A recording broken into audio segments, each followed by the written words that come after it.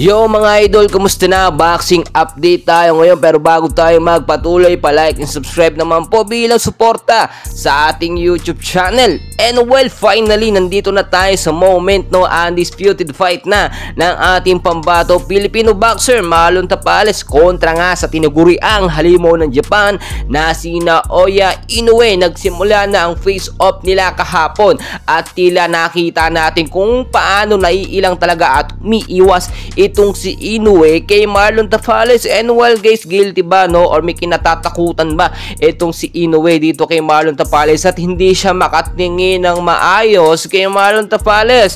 And well guys, alam naman natin, no, kapag ganito ang tao ay guilty, may ginawang hindi maganda at talagang hindi makatingin or umiiwas kay Marlon Tapales, do alam naman natin talagang pumapanig at kumakampi ang mga Pilipino dito nga po kay Marlon Tapales. At siyempre dito kay Naoya Inoue, ang mga Japanese fans naman niya ang sinasabi, tinutukoy natin dito, tila lumalabas ang mga ebidensya at pagka-guilty ni Naoya Inoue na tila may ginawa siyang hindi maganda. Yung sinasabi natin dito, yung pagtuturok nga po ng pain reliever na baka may kasamang cannabis content, which is dapat hindi mangyayari yon. So ang mangyayari po ngayon, dahil nga po sa pagkailang ni Naoya Inoue, talaga parang lalo nang gigil ang ating pambato na si Marlon Tapales. Sa face-off pa lang napakainit na kanilang harap. At ito nga po si Marlon Tapales ay very confident na maharap, no, or harapang tinignan itong si Naoya Inoue.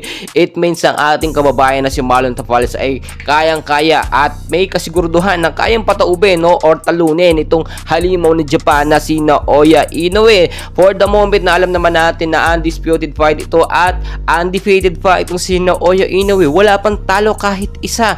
At kung mangyari mang makuha o masungkit ni Marlon Tapales, no, ang undisputed world champion, ay siya pa lang ang kauna-unahang Pilipino na nakatalo dito sa undefeated fighter o boksingero ng Japan na si Naoya Inoue. And well guys, undisputed fight between Marlon Tapales and Naoya Inoue, sobrang kaabang-abang, no. Bukas na nga po yan, and please mark your calendar dahil magbibigay tayo ng matinding suporta sa ating pambato na si Marlon Tapales. And hopefully walang maging lutong laban at pumarehas talaga itong si Naoya Inoue. And please guys, dyan lang po kayo, marami pa tayong kaganapan. And please wag niyong kakalimutan mag-like and subscribe para mamaya mai-update ko kayo sa ating mga susunod na boxing update sa undisputed fight between Marlon Tapales and Naoya Inoue. Maraming salamat po sa inyong lahat.